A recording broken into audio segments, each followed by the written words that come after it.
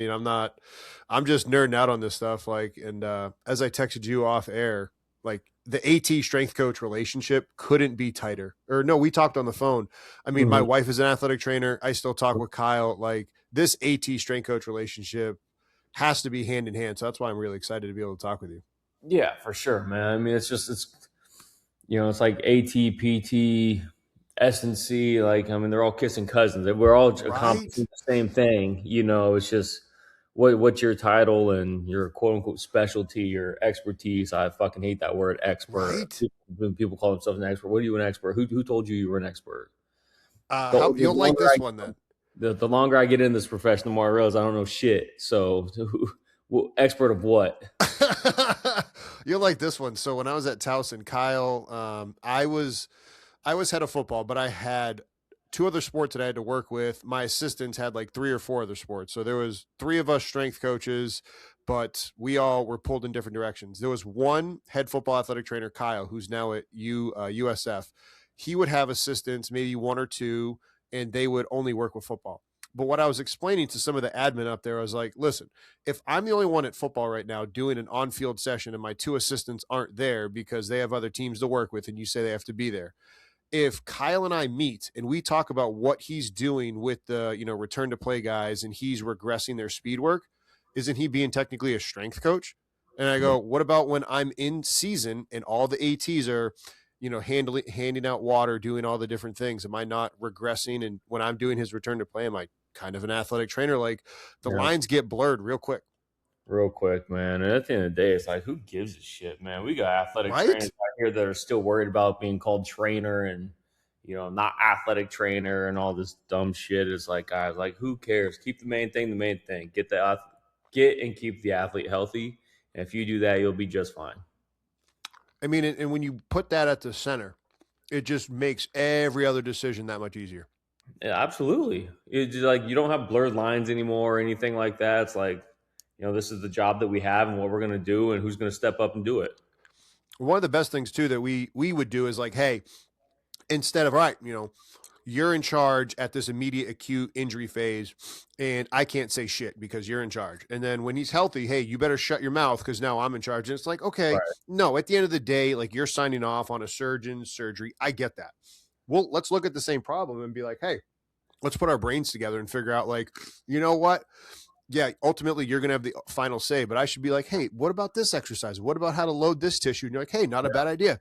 Hey, when they're healthy, hey, Justin, why didn't you think like when you do that, y'all? And that's the reason I'm just saying this, strength coaches, stop trying to get into this argumentative relationship with ATs. It don't serve you. It doesn't serve the athletes that you're trying to work with. It screws everything. Yeah, it's just collaboration's a hell of a thing. That's all it is.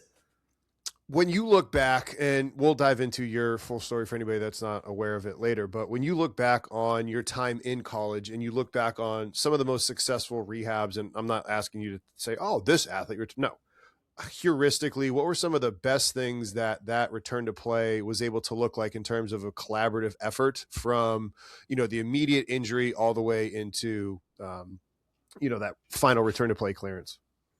Yeah. I'll be 100% honest. My first 3 years at UCLA, I hated the strength coach, but it was one of those things where like him and we just didn't click. We didn't mesh.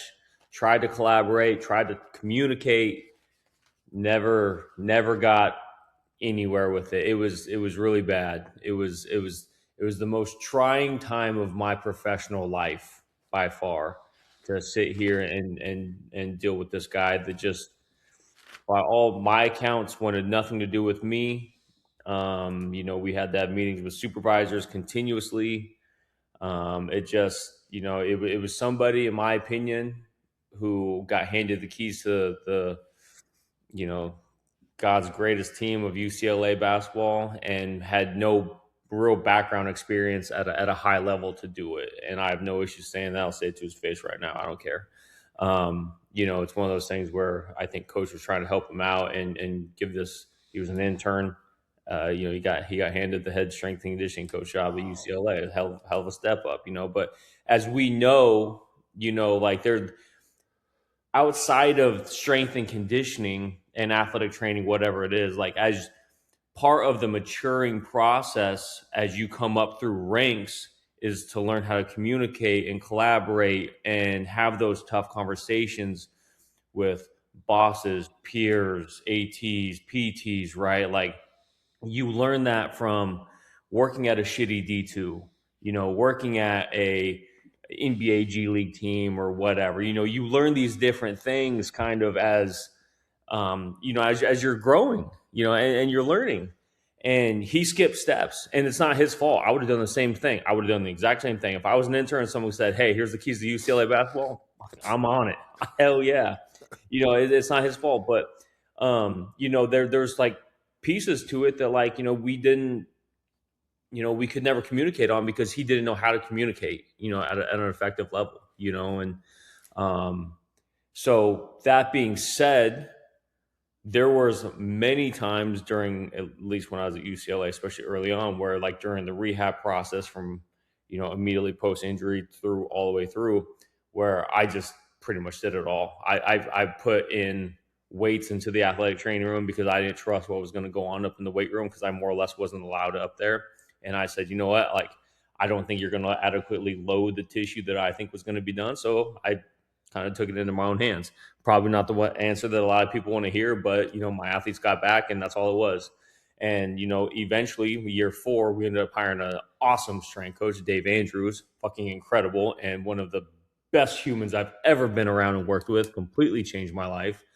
Dave Andrews used to be at Ohio State. He was at, I think, Quickston at Notre Dame. He was the director of performance at Iowa State football. Huge, huge football background. And just, dude, when I tell you one of the best humans I've ever been around, when I left UCLA, it sucked after my first 3 years of like kind of going through hell to then working with Dave. I mean, it was like God took Windex on the world and was like, I was blind, now I can see. Like this is how this relationship's supposed to be. But all that to being said, like when, throughout the rehab process, like I said, I the best thing I did was I loaded tissue early. Didn't matter if it was an isometric contraction. Like I'm the biggest person to say that. Like I don't like to immobilize. I don't like to boot. I don't like to do anything like that unless it's like 1000% needed. So, I kind of follow my general steps, right? Like get that tissue active, isometric contractions, keep the joints moving, keep them mobile as long as it's not like a fracture or something like that. And then keep it simple, man. Set principle and progressive overload. Those two things will get you pretty damn far in the rehab process. That's really all it is. Yeah, one of the questions that I actually was getting ready to ask you from your prior conversations when I did a little bit of research on you was where you talked about how like I'm not going to localize the ice. I'm not like no, it's motion and getting people moving right away. When did you start doing that and stop doing what is considered normal in the field? I think when I first got hired at the Cavaliers as an intern, I just kind of saw like how guys were doing things at that level, and don't get me wrong, like LeBron would come off the court and like, ice his knees and his back and shit like that. But it was just kind of like a general, you could tell it was like a maintenance thing. It wasn't like he was hurt and like, we're throwing ice on it. I just think just kind of throughout then, plus my time in the G League, I just kind of noticed that I just didn't need ice like that. Like I would rather, if a player had an ankle injury or something like that, I kind of got more on the compression side of things. I was like the compression tech for me makes more sense than the ice does. As far as like just preventing fluid from getting there. Because even with ice, you're still going to get fluid coming in. And this is where I have an incredible relationship with. I'm going to just throw out Incrediware, because Incrediware, I have their stuff. It's fantastic. It's the absolute best. When you're talking about like increasing blood flow to an area and just constantly circulating it, and then you're getting some compression on top of it. And it's just, I think it's like the best thing since sliced bread when it comes to post injury. So it's like I'd rather get constant blood flow moving than prevent it with ice or just prevent it with compression.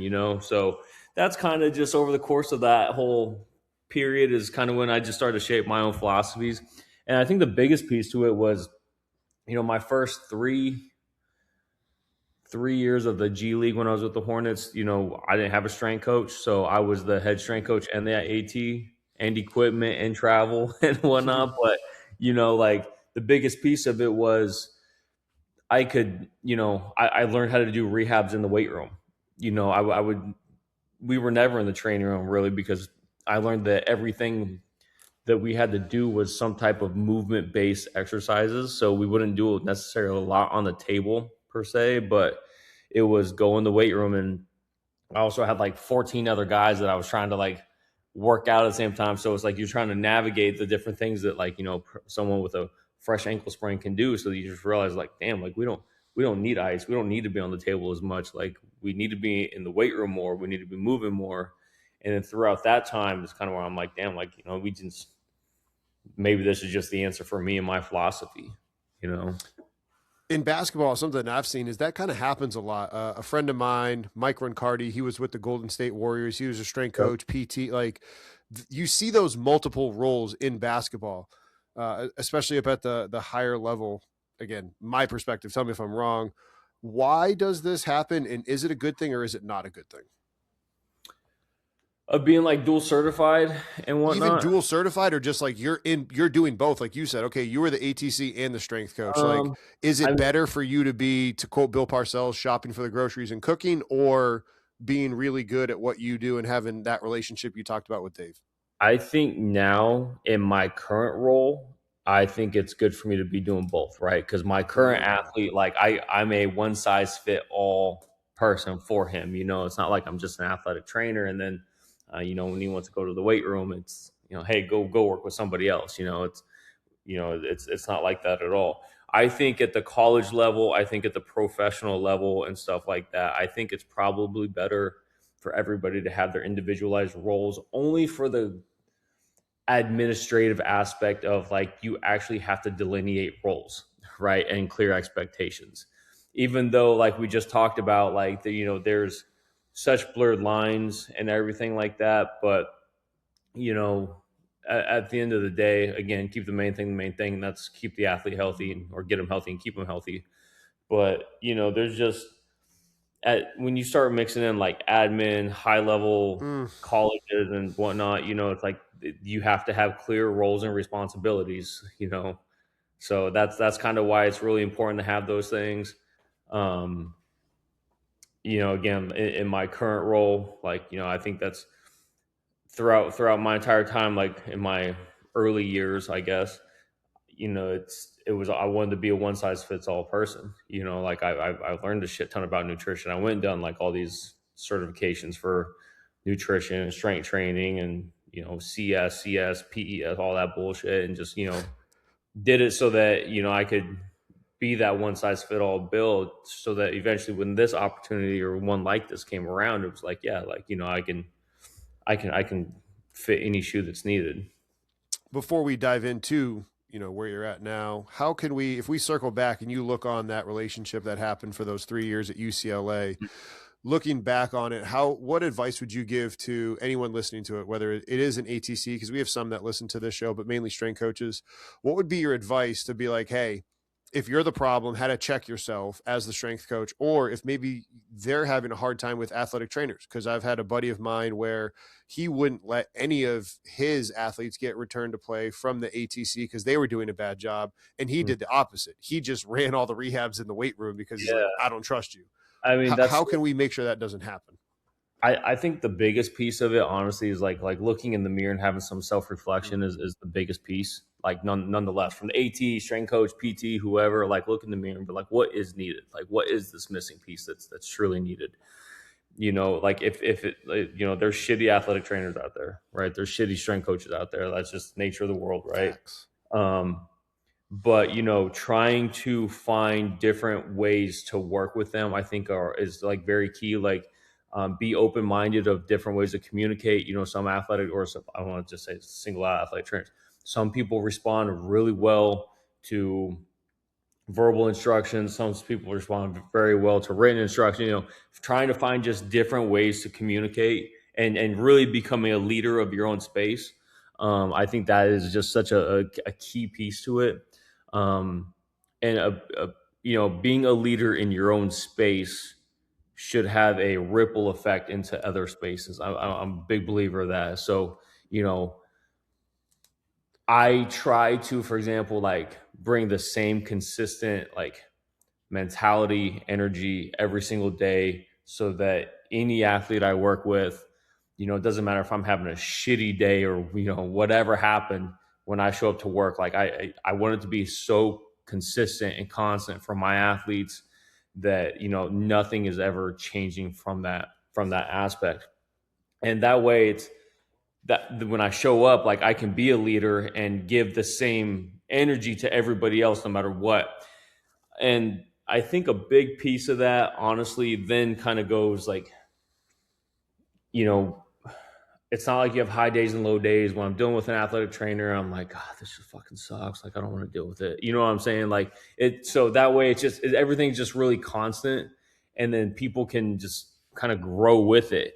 But when you're having these conversations with whoever it is, could be, problematic or whatever, like looking back at it, there were times where it's like, just looking in the mirror and being self-reflective and be like, what are the things that I can improve on to become a better leader and exemplify kind of the qualities that like I think these people need potentially.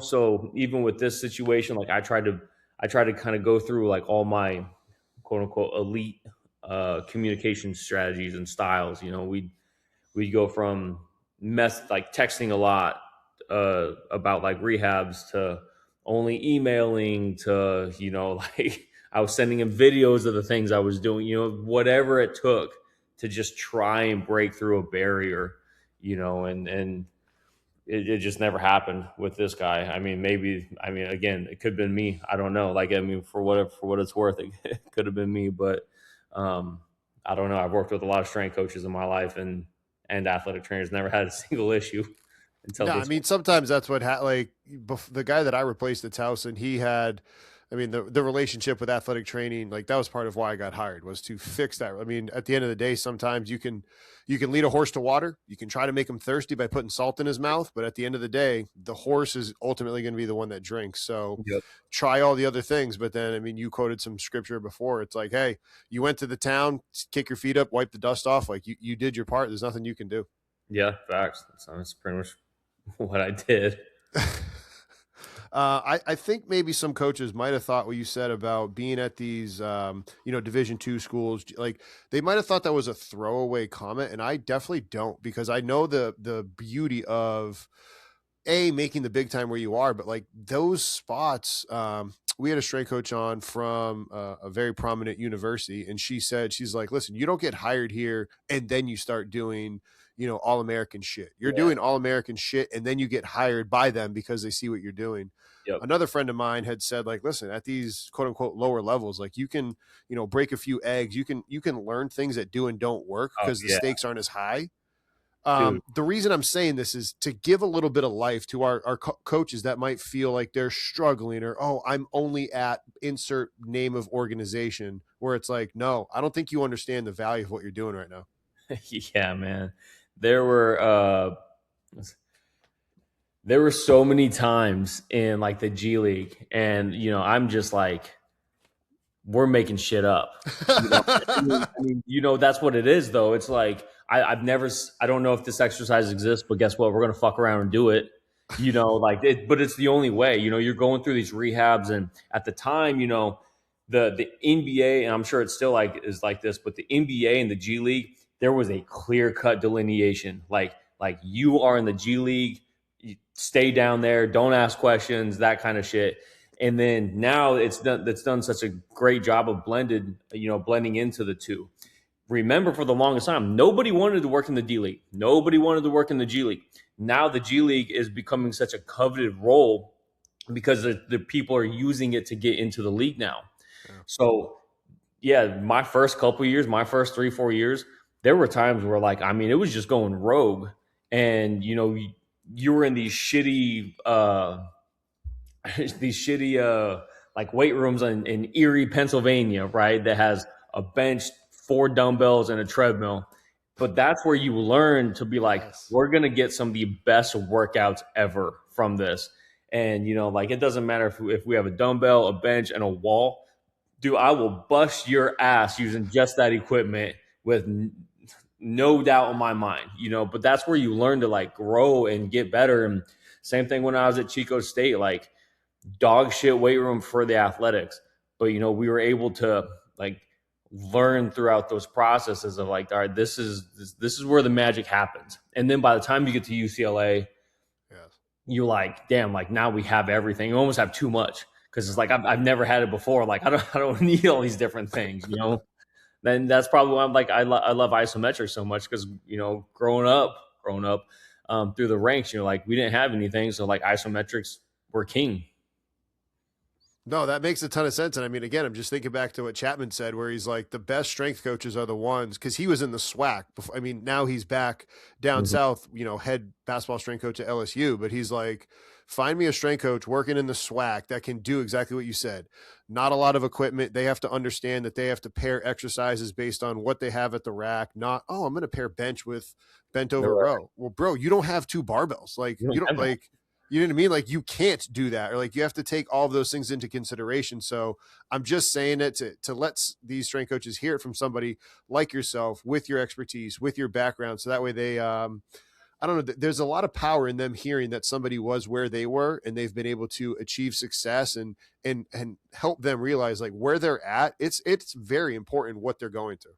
Oh, absolutely, man. There's that learning curve and that grind. I think it's great for general humility. And I'll say this too, because like again, when I was just talking about that clear cut line between the NBA and the G League, the people that never did, I swear this to this day. Like if you're going to be in the NBA, you should have to do a year in the G League first. Like if you're going to be in the staff, you should have to like go do a season in the G League and be like, you need to humble yourself a little bit because the guys that go straight to the NBA have no fucking clue what it's like. You're flying private jets and doing all these different things. And trust me, by the time I got to UCLA and like I walked on my first private plane, I was like, fuck yes, like I earned this. Like that rewarding experience was unreal, right? But it's like, you get these guys go straight to the NBA and then like, it's like, oh, I'm better than the G League guys. No, the fuck you're not. You just got a better job. You make a little more money, but that's just kind of my view with it. But it's like you learning through the grind and growing up through that process. Like I, it sucked at times. It absolutely sucked. But like I wouldn't be shit of a coach or a clinician than I am now without it. So like I look back on it all. I'm like, fuck yeah, it was all worth it. And at the same time, for again, strength coaches that are listening, and I've had Cody Hughes on this talking about where he had an assistant that was at a lower level role, didn't get paid a lot of money, but didn't bitch about it because he knew what he was getting himself into. I say that about Cody. I say that about you because let's say you weren't actually doing, one of those ATs and head strength coaches dual roles doing a good job. Well, guess what? Maybe the G League wouldn't have continued to build into this because everybody could have just had a shitty attitude about it. And then people Mhm. eventually would have just been like, you know what? It doesn't matter. So again, if you're working in a situation that might not be the best, man, keep planting seeds that you're not going to see fruition because now the G League is something really friggin' good. Yeah. I mean, dude, people are making a lot of money working there now, and I don't know what the salaries are now for the G League. I know, like, there's one point I was making 35 and I found out like Wisconsin was paying 80. And I was like, shit. What am I doing? I immediately hit apply. I mean, it was a joke, but I think that's kind of where, like, how the G League and the NBA and everything is kind of starting to come along where they're the NBA is valuing it now. So it's only going to keep growing and as it should. What's going to kill the G League, honestly, is the presence of NIL Yes. and whatnot, because instead of having these one and done players that kind of burn out and go straight to the G League, like NIL is keeping guys in college for 4, 5, 7 years now, right? And it's like, and I don't blame them. They're making millions of dollars. Good for Yep. them. But they're doing that, and the I don't want to say the talent pool by any means, but the people that were like going to be G League players are now still competing for a championship. So it's a different level now. But I hope that what that does is it kind of opens up the market a little bit more for some of these quote unquote older NBA players that are trying to like get back in, like that now is their times, like because a lot of these roster spots are now open where they can come in and kind of showcase that they still got it. Guys like Victor Oladipo, Dennis Smith Jr. People forget about these guys. Like they were just playing in the G League, and hooping, So I hope guys like that kind of get their flowers and get to come back to the NBA because of this NIL thing. Talk about what it was like coming into an organization, coming off of winning a world championship, because occasionally that happens with these strength coaches. How can you assimilate into a culture like that? Because it's different when, you just won it all versus trying to win it all. Dude, I had no idea what I was doing. Like I was an intern. Like I've been walking in there on like the first day, and it was just like, again, just I always say this, but it was just a slap in the face of like seeing guys work at a high level and actually truly understanding what a high level is now, and being like seeing what LeBron did on a day in and day out, Kevin Love, Shumpert, Kyrie, and like seeing their work ethic on and off the court. And, like for the longest time, it's like, all right, get on the table, do a 20-minute stretch. All right, get a quick lift in and go get some shots up or something like that. These guys are showing up early, prioritizing nutrition, getting on the table for 45 minutes, going through an hour-long workout, going through a shooting workout for an hour, and then practice starts, shooting more for like another hour, and then maybe like touching on a couple like corrective things in the weight room, and then by then it's like 7 hours has passed, right? And you're like, damn, like that's a high level. You know what I'm saying? Like now, granted, this is their job, this is what they're paid to do, right? But like I see shit like that, and then I go to UCLA, and I'm like, guys, like this is what we're gonna implement pretty much until like if you got class at 2, you're here until 155. You know what I'm saying? Like, and I want you here at 7. And guys like Jaime Jaquez, like he did it, like he sipped the Kool-Aid. That's why he's an incredible human. One of my I call him like my little brother almost, but he's the absolute best. But like he would show up every day right on time on the table. We'd go through a lot of correctives, handful like little lifting stuff. He'd go out there, get shots up, get on the court for practice, shoot more, shower, or he'd eat, and then come straight back in. We'd do more stuff on the table, whatever. Then he would go to class. Like he embodied that. And that's why I think it's like, I'm watching him out there like in the NBA right now. There's no wonder why he's such a big success, right? Because he installed and he implemented those habits early on, and not for me, just like in general. Like he implemented them early on to where it's like, yeah, like success was meant for you, In a prior podcast, that's where you had mentioned like, hey, you got to see, the Kyries, the LeBrons having their private guy, and that's what kind of planted the seed for where you're at now. Yeah. Talk about that for everybody listening, so that way they're aware of what you're doing now and how that all works.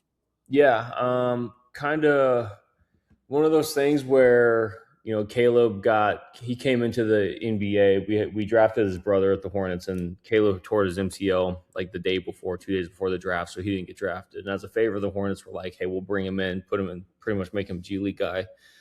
I got handed doing his rehab, and over the course of like 6-8 months of like pretty much being together every day, we would always joke like, like, hey, what, you ever make it big? You ever get that contract and you want your own person, like, let me know. And we kind of joke about it and whatnot. And then he kind of, he went his way with Miami and Philly, and I went down to FAU and then to UCLA, and we like kept in touch, but it wasn't like anything like, crazy. It wasn't like we're texting every day or anything like that. And then he kind of had this little fiasco happen up in Philly, and he got traded. And Dallas has always been like a place where my wife and I kind of have wanted to be. We have a great friend base here. My family lives close to here, so he got traded. I just sent him a text. I said, "I'll move right now." That's all I said. I said, "I'll move to Dallas right now." And I didn't hear from him for like a week and a half, and he called me. He was like, "Hey, I'm in LA. Let's go grab dinner." And we were having dinner, having a couple drinks, and he's like, what do you think about becoming my guy? He's like, we always talked about it. And I was like, fuck yeah. Don't joke. It was just like the ultimate, like, hell yeah moment. I went home and just told my wife, and I was like, this is the greatest thing ever. It's kind of like it was the one dream job that I've always wanted. But and before that, UCLA was a dream job. Like Uh, it's but. It was kind of one of those things where it's like I really feel like I could value. Sorry, my damn cat playing with this fucking toy. Um, uh, sorry. you're Hey, good. psycho. Um, God. But it was like one of those things where it's like from a work life balance, a stress balance, a you know an autonomy, no admin, no dealing with that bullshit that we always dealt with, kind of from pro sports, having 6 different bosses and having to report to so many different people and stuff like that. It's like I didn't have to do that anymore, and my life has literally been flipped upside down in a positive way. Going from like a UCLA with who my coach was at UCLA, I love him to death. He's by far the best coach I've ever worked, one of the best coaches I've ever been around. Him and Dusty May, because Dusty May, when I was with him at FAU, absolutely incredible human and an incredible leader. Mick, incredible human, incredible leader. X's and O's, it's just like he just goes about things a little bit differently, And but the stress of college basketball and all that, and the admin stuff, to now it's like I don't have any of that. I'm not at work for 10 hours a day. I'm not checking a box just to check a box. I don't have other athletic trainers that are pissed off that I'm, worked for 2 hours and I left for the day. You know what I'm saying? It's like today, we're just having a treatment day. I'm going to go work with him after we get off our call. I'll work with him from like 10 to 11:30, and I'm done for the day. But that's what it is. It's like you can only treat and train so much throughout the day. I'm not going to sit here and do triple days for him. It's not like it improves the healing process or anything like that. Or as if we lift 5 times a day, it's not going to make him bigger, faster, stronger. Like you got to be methodical about it. You got to be smart, and really that's why he pays me, is so I can program for him and kind of get him through the season and the off season. And I mean, you're so completely invested, because I've heard a saying back when I was at Towson. It was like, hey, the head coach is the only one that actually cares if the team wins.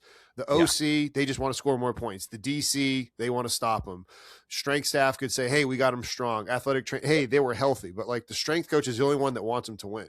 When Yep. you're that tied to the individual, it's like, no, no, no, no. I want to see you win. Like everything I'm saying is for your best interest. I want to see you on the court. I want to see you play X amount of minutes. I don't even care about the point aspect.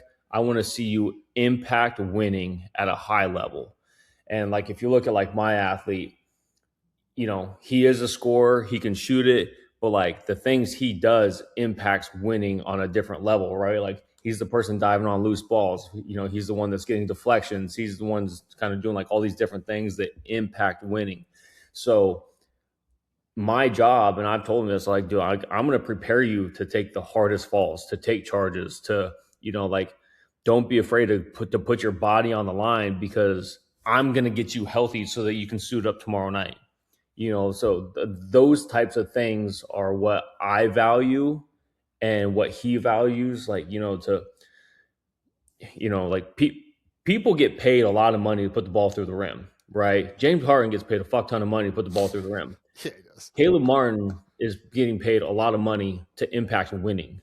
We're going to do the things that impact winning. We're going to stay healthy. We're going to do the things that impact winning. And that's where I value, and like you said, like I become really invested in it from a nutrition aspect, a sleep aspect, mental health aspect. It doesn't matter what it is. Like we're going to do everything that we can to make sure that when we step on the court, that we're going to impact the game in a positive way. And that's really all my focus is. And like you said, like that investment comes out. It's very different. I really wanted to win at UCLA. I wanted to hang that 12th banner fucking almost more than anybody else.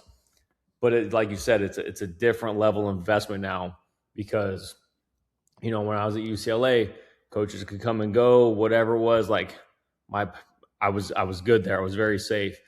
Here it's like I have one guy, one boss, one paycheck, and it's like, dude, like we're in this together. That's all it is. Yeah, and I think some strength coaches can kind of. I've talked before, like, hey, your main metric for success needs to be player health, like player availability, and then once if they ever do get hurt, how quick do they come back? And sometimes people are like, well, if that's your measure of success, you could just cheat it and try like not get them all the way healthy so they get back sooner. I was like, no, no, no, because if you pull on that thread and you send somebody back before they're actually ready, they get hurt again, and now they're out even longer. Yep. Like, so when you are that invested, that doesn't mean you're going to skirt things. No, I'm going to make sure, like, when I tell you that you're good to go, like, my words have to mean something. You're good to go. Yeah, exactly. And a big piece of that too is, like when you have athlete trust and buy-in, and then you walk up to him, you're like, hey, look, I don't think you're ready, or hey, I do think you're ready, like that shit matters. And especially at this level, like it matters, we're not in college anymore, to where it's like you're not 19 and you can heal overnight eating, in and out and fast food and whatnot. Like that, those days are gone.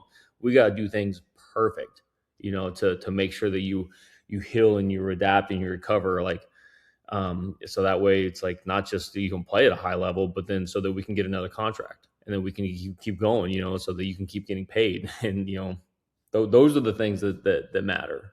Did you notice that your sport IQ had to go up to be able to do a better job working with him, but then be able to communicate on all those different things? Um, I think that like when I was at UCLA, I learned more about like the game of basketball than I probably ever actually have, like even growing up, like playing it whatnot, but like actually truly like understanding like the coaching aspect of, again, watching Mick and seeing how his how detail oriented he was for every little thing, back screens, cuts, angles, those type of things, defensive stances, postures, positioning, all the things that, again, like true, that are so small, but over the course of a game impact winning, to where I really learned it all the last 4 years. I don't want to say I learned it all. I learned what I learned of it at all the last 4 years. That to where like I can have those conversations with Caleb, and be like, I want you in these certain positions on defense so that you're able to load and explode out of. I want you to be able to maintain and hold different points of emphasis. To have them kind of get through certain things. Now one of the things that I'm kind of getting into more so is shot technique and things like that. Like what are the things that I can do to help implement? Like I'm not sitting there being a shooting coach by any means, but there's different ways that I think that we can tweak his hand, wrist, ball placement to might like free up some tension on the shoulders. Just different things like that. To hopefully make him more of a consistent and elite player. So I it's just different things that you kind of get thrown into that you never really thought of. Like nobody at UCLA was ever like, "Hey, Tyler, what's wrong with my shot?" Hell, I don't know. But here, and like not even that Caleb's asking me that, but it's more so like, I relate everything back to golf. And it's like the more consistent you are with certain things, obviously the higher repeatability you're going to have. So trying to help him like improve on certain different pieces like that, I think I can help impact with. Random thought that I had when you were talking about that was with Joseph Johnson, who was talking about a specialized exercise that Dr. Yesus did as we were reading through super training. He said that Doc had a specialized exercise of like maybe putting a band around someone's hand, but working on, shoulder strength during a shot and tricep strength of like just general endurance of them doing it that much. And it's like, yeah, you're not going to throw that in the middle of the season, but it's like in the off season, that can be a special development exercise for the muscles of your arm that help shoot the ball, and then they can go and learn how to apply new acquired strength on the court to make and refine their shot. Literally yesterday, I tried to take that exact same mindset. The Kaiser calf raise or squat machines. Mm-hmm. I was like, I turned that thing up to like 350 pounds, and I was like, I want you to get under it like this. And I was like, we're just gonna do an isometric press. I was Yeah. like, I want you to start strengthening your shoulder girdle, like in this position. Yeah. And so I was like, let's just get them here and just drive, right? And I was like, this is something we're going to start playing around with, but it's very similar, right? It's like, how do we impact and this flow and whatnot? Because, just say you're having a, slight, I don't know, rotator cuff tendinopathy or something like that. It's like, yeah, you're going to get some stickiness with this, right? So it's like, well, we got to train it. We got to get stronger in those positions. Well, how else are you going to get stronger in those positions? You got to be in the positions in that weight. Said principle, progressive overload. That's all it is. It really is. You talked about Incrediwear, and like I said, I've had it, and I'm overly big fan. And again, my wife is actually the reason why I had it, because she went to an ATPPS. She doesn't work like mainly in sports. She'll work in clinic with an orthopedic surgeon, and she was able to connect me with them. When you do a little bit more research on you and other things that you've talked about, BFR, Hydro, how are you using that, in your day to day, or how were you using it? Because I've done a ton of learning on it, and it's actually been pretty sweet to learn about it, where it's not just like 30, 15, 15 that most Yeah, people think about. dude, I use Hydro way too much, probably for myself and for Caleb. I mean, it's just one of those things. It's kind of like free money. Within the rehab world and performance world, right? If you can just sit there and like, I'll have them just like strap on the shorts and be like, dude, go play with your dog for 5 minutes. Right. You know what I'm saying? Like, you're getting the same benefits of, in Owens or like some of these other like big time recovery or like BFR units, but without the cord, without the hoses, without like, I personally, I don't give a shit about the exact metrics of that. Like, what am I going to do with it? I don't care. When I was at UCLA, I needed it because everything had to be documented so well that you didn't get sued. But now it's like, dude, like, let's throw these shorts on. Let's go through a warm up, and like, he gets, it's so wild. Like, seeing him, like, we'll do like for the shirt, like how juiced his arms get from wearing it. But yeah, I mean, we use it for like generalized warm ups. I'll strap him in those for warm ups. Usually like one or two like uh, prep exercises before like our main lift. And yeah, dude, it works wonders for him. I've also used them like, or strapping up, getting into a sauna, getting them into a cold tub, doing different things like that, kind of playing around with, again, it's all growth hormone release, right. And testosterone release. And we do know, like, whether people are, I'm not overly, a giant ice guy, but I'll say this, like, I think full body immersion is different. Um, and we know that we get a big growth hormone and testosterone release from that. So if we can get also the BFR benefits of kind of hopefully like double dumping, right, of Yes. growth hormone, testosterone release into that, that's something that I try, try and like implement.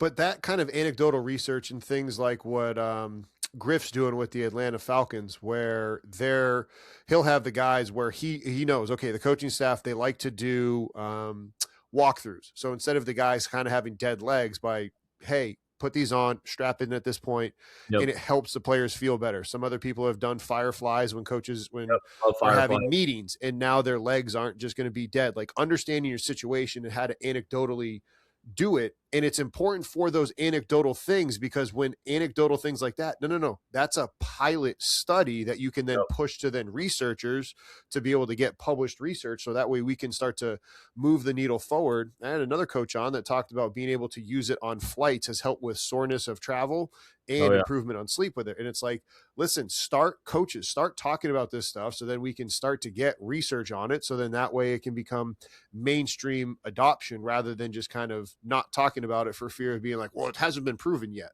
Well, nothing was proven until we eventually did.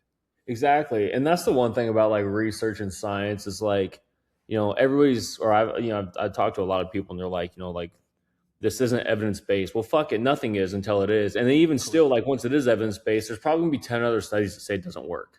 So like, at the end of the day, it's like, who gives a shit? Like, do with what works for you and your population. I know that if I add like incremental like things, like, if we can throw a firefly on and then the Incrediwear sleeve while he's on a plane, all right, we're gonna get benefit out of that. When he's sitting in a hotel room and he still likes Normatex, whatever. All right, you use Normatex the night before the game, fall asleep, take them off, whatever. that morning, let's throw on the BFR straps, the Hydro straps, let's strap up for a quick 5 minutes and go through like a generalized warm up. Stack this compounding interest, little bits, right? Like, probably one thing is not going to move the needle.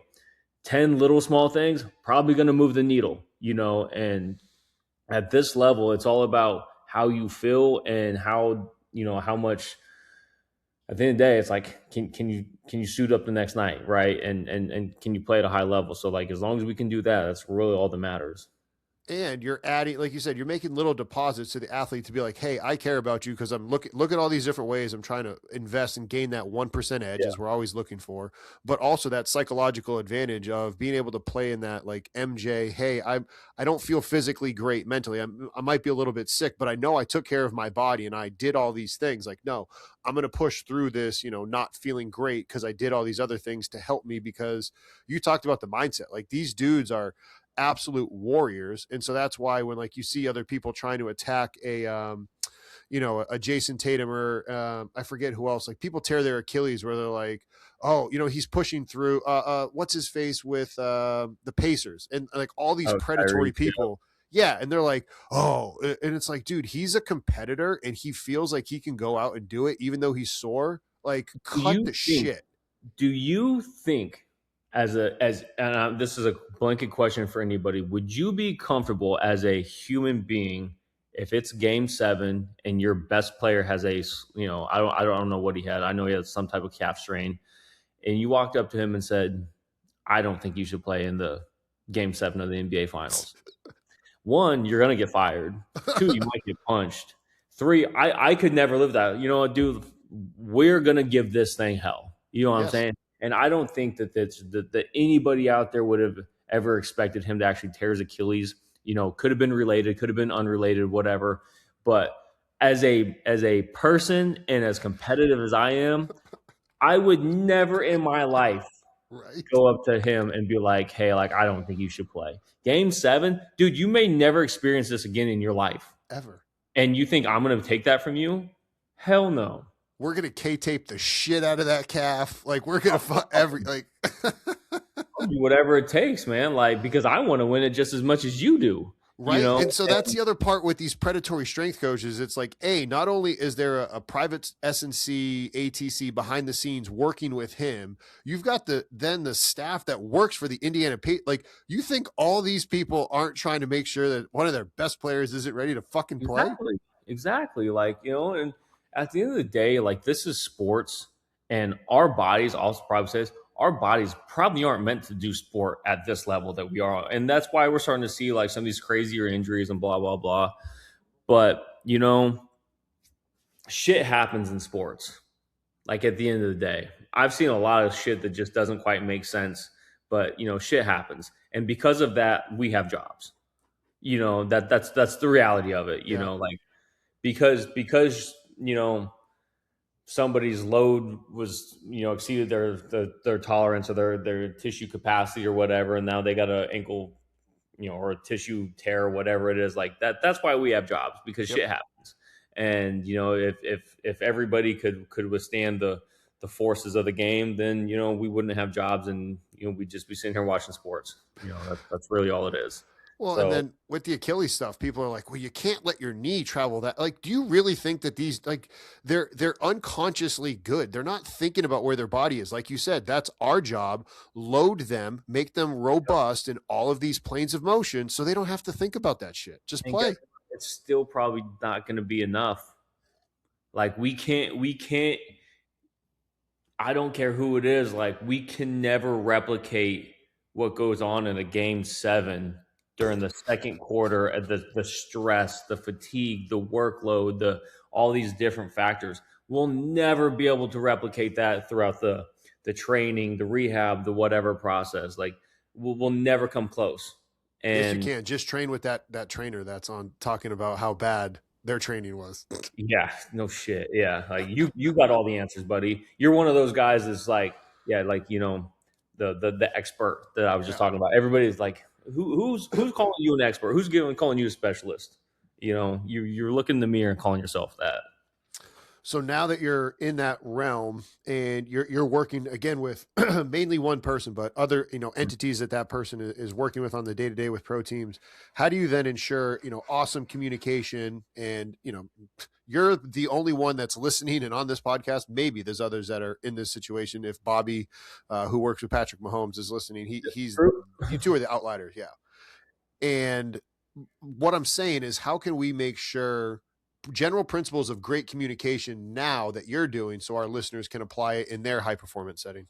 Yeah, I think that, well, for starters, the first thing I did when Caleb hired me, it was I reached out to the director of performance, or the director of health and performance for the Mavs, and the first thing I did was I sent him my resume and was just like, look, like I'm not his boy from high school that's like, just here to train him or something like that. I was like, I don't have any juice behind my name at all, but like I've at least kind of worked my way up to this point. So like I wanted him to know that from the beginning that this was going to be a,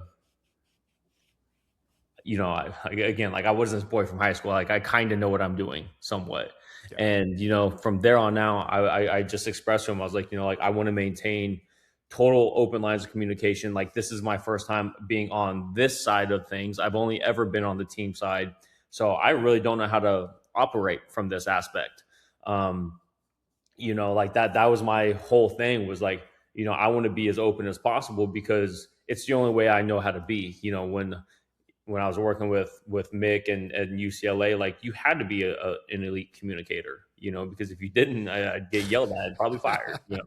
But so I just had those talks early on with them, as far as going like, these are the certain things that I want to see and that what I want to implement with Caleb based on our conversations. And how best can I also assist the things that you guys want from a team side, and once I kind of had those lines of communication open, now it's we get on calls whenever we have to. It's constant text messages. I have, it's not like I'm sitting here going like, this is my guy and doors closed, don't anything like that. I have no issues telling him like, hey, this is what we just treated, this is what we're training. Here's what I did for a workout plan. I know the strength coaches pretty well with the Mavericks. I've known them for a while actually, so I have a great relationship with them. That helps a lot. And again, so like when I hope that they also use me as a resource, and I feel like they do, because they'll reach out and say like, hey, like what are you seeing with Caleb? Is there any things that you think that we should implement on our end? So that way it does become very much a two-way street. I think the biggest thing is like, and I've met and talked to a couple of people, it's like, they're kind of just dickheads. They're like, this is my guy, don't touch him, stay out of my way.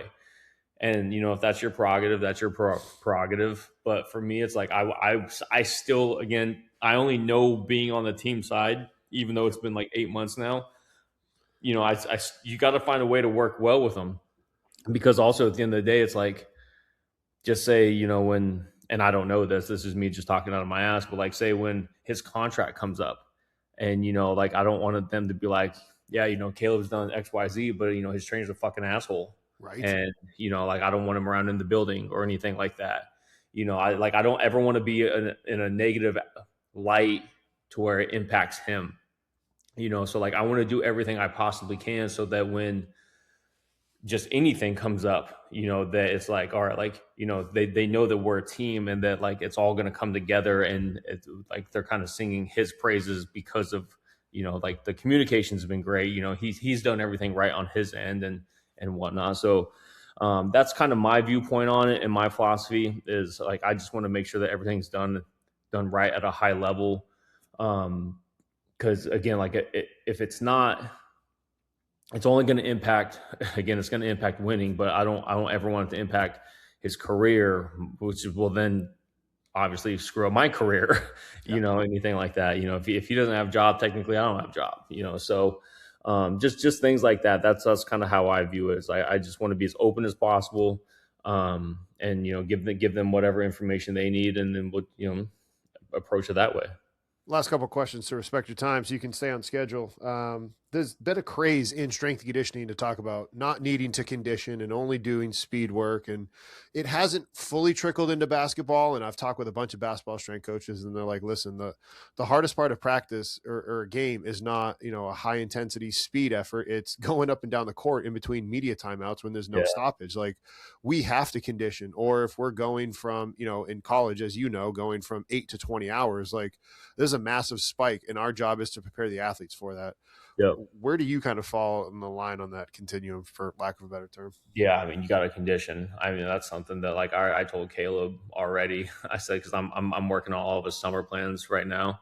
I was like, dude, like I'm gonna let you like have a dip between the end of the season, but I was like, May 1, we're going, and the big piece of that too is also from April 12th from our last game through May 1, we're still gonna do it conditioning. It's just gonna be it's that different type, right? It's gonna be very low Off aerobic. feet. We're just kind of like off your feet, but we're still, I don't like guys that go from like end of the season to nothing, right? And then you go up, talk about a bigger spike.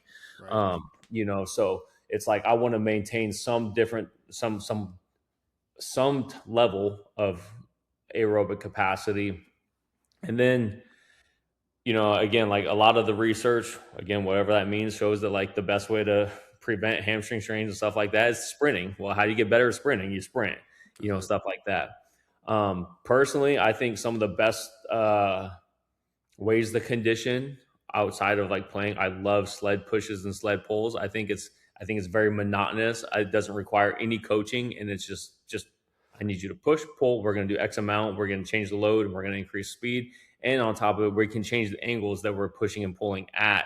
So that way, we're actually able to kind of hit the Achilles and the patellar tendons and things like Yep. that actually do replicate some game stuff.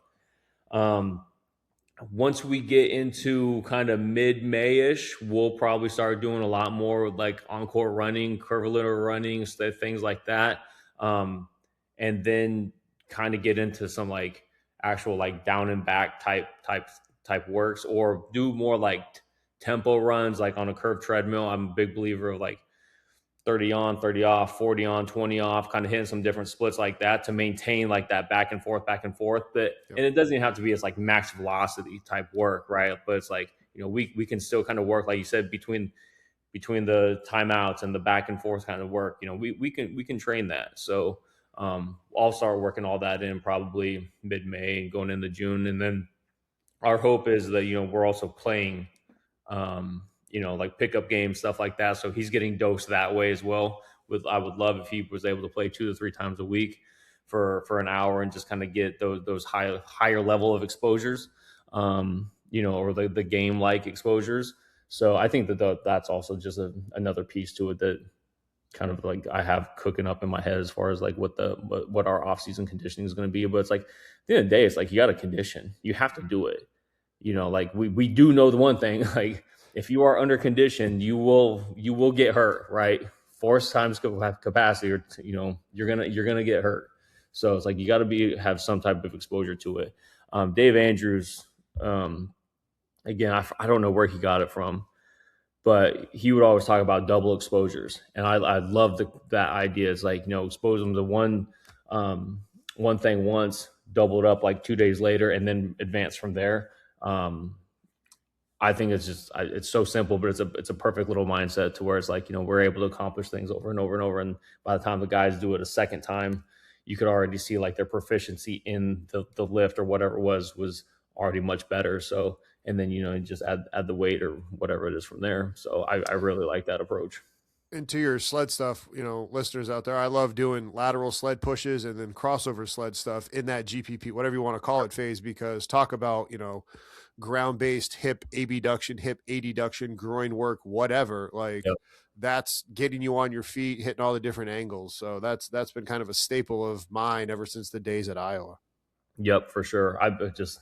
We would do it all the time, probably 2 or 3 times a week at UCLA. We had them on sleds, and it was do those. And it's the best part about it is like you don't have to coach it. You're not sitting there worried about form, technique, or anything. It's like just push, like figure it out. Like that's all I want to see. And you can't cheat it like that. I mean, that's guys will always try and find a way to cheat certain exercises. Like you can't cheat. I want you to push this weight 94 feet and then do it again. You know what I'm saying? You can't cheat it.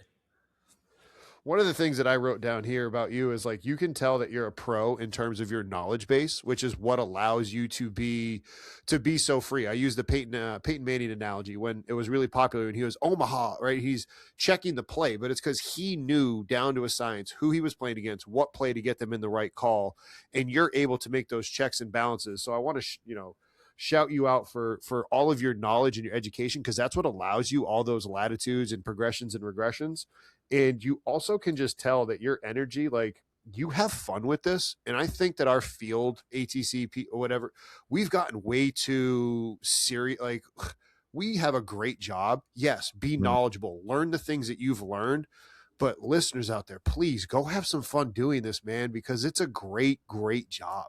Dude, it really is. Like, one, thank you for the compliment, but like you you're not you have to love life, right? Like at the end of the day, you only get one of these as far as we know, right? So, and like I'm one of those people, like I mean, I'll say, like, I'm not crazy religious or anything like that, but like I love life, and I love like trying to maximize every day that I can.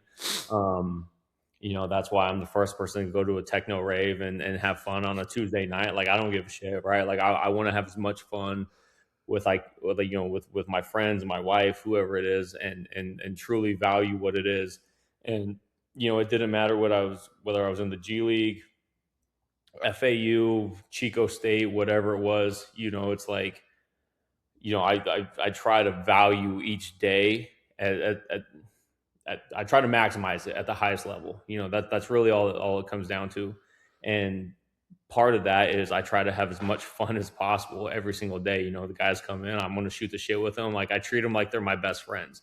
Yeah. I think for the longest time, everybody was like, don't ever become friends with your athletes. There's this line there, like, you're the coach, they're the player, that kind of thing. And I'm like, fuck that. Like, let me come in here and shoot the shit with them. Like, we're sitting there listening to music, talking about whatever. Like, it's like I want to become close with these guys also because it makes the job easier and better. But when something goes wrong, they have no issues coming to tell you, right? Like, and the guys that you're probably not close with, when things go wrong, they're not coming to you. Like, you're going to find out something's wrong from a secondary source. And that's just the reality of it. And I have no issues becoming close with my athletes and having fun with them, shooting the shit with them. If I never did that, I wouldn't be in the job that I have now. Caleb would have never called me. Um, and now it translates into one of those things where we're going to go to work and we're going to sit there with the golf channel on and sit there, talk about our golf swing and work at the same time. And but like that's what it is. We sit there, and it's truly is about loving life and maximizing each day. And you just don't you know life's not that bad. It's not like we all go through shit, but like life's not that bad. Like, at the end of the day, like, we're working with elite athletes. There's a lot of guys that, like, I know that they want to be in like other positions, and they're kind of probably sitting here going like, you know, why am I not at UCLA? Why does this person get that job or whatever it is? And like the biggest thing is like, you know, don't don't worry about what everyone else is doing. Like, only focus on you, your journey. Um, what is it? Comparison is the thief of joy, and that is the most accurate and honest statement. Because I used to, and social media has made it worse, like significantly worse. Like, if I could, I'd fucking shut down social media in a heartbeat. Same. And I say that as somebody who like makes a fair amount of money on it. Same. But but like that's just the reality of it. But it's be like, we see people get hired for NBA positions, high level college jobs, and they're like, what, fuck, why not me? And it's like, dude, just worry about yourself, your own growth, and shit will pan out. Like, that's just the reality of it, like exactly how it's supposed to be. So, um, it kind of is like a head down but chin up attitude and mentality. But it gets you further in life, that's for sure. It's better to have that mentality than poor me. Amen to that.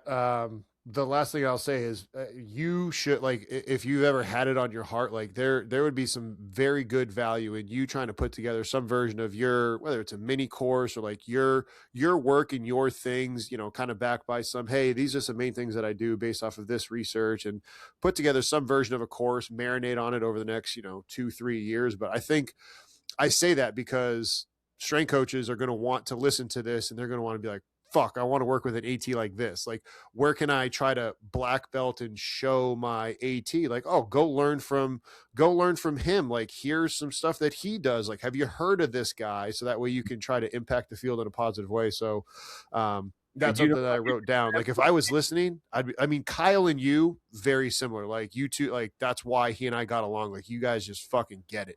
And there's going to be more ATs that if you can have that type of relationship. So, I mean, start putting something together, mini course or whatever you want to do, because You there's must some not know value. about the advanced rehab certification, which is the course that I have. Oh, okay. I did not um, know that. yeah, advanced rehab certification, which is pretty much that. It's There we fucking um, go, people. it used to be a 4 night course that now it's completely like self paced, but it's literally my philosophy with evidence behind it. It kind of shows like obviously you can only break down rehab so much, right? Yes. It's very superficial, but it gives the things that I follow consistently, like some legs, and I we talk about baseline testing, we talk about fascial lines, we talk about movement screens, we talk about shoulder, ankle, knee, hip, back pathologies.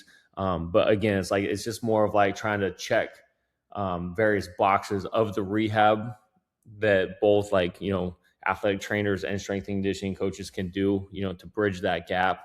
Um, I will say this because this is a strength coach uh, podcast. I tried to get this, and I have no issue saying this. I tried to get this NSCA approved for CEUs for strength coaches, and they sent me an email saying rehab technically is not in the scope of strength and conditioning coaches, which I think is horseshit. So, as much as I tried to get this certified for NSCA CEUs, they shut that down. But I still do have like quite a few strength coaches, both NBA all over that have taken it. But it is BOC athletic training CEU approved. So No, I just checked it out, and egg on my face for not realizing this during my research project. I mean, it's even on ARC. I was like, oh, I wonder what ARC. Like, I saw that on your LinkedIn, and I was like, I don't know what that is, but I'll just carry on. yeah, advanced rehab certification. But like it is kind of my way to kind of help bridge the gap between athletic training and strength and conditioning, to where everybody can kind of look at it and be like, these are the things that I think about throughout the rehab process. I'm probably going to make another one at some point. I don't know exactly when, but I am working on right now something called the Advanced Rehab Community, which is pretty much just going to be something similar, but just say, you call me one day and you're like, hey, look, this is something I want to learn about. It's just going to be this community where I can like, I'll go out, I'm going to do the research, I'm going to make it applicable, and like I'm going to do a presentation on it, and then it's going to get thrown into this community. It's just going to be a kind of a revolving door to like help give people like the knowledge that they want to go get, I suppose, or that they want to learn from. So that's also coming pretty soon. Appreciate it, brother. You have a great rest of the day. I could have talked with you all day. Yeah, likewise, man.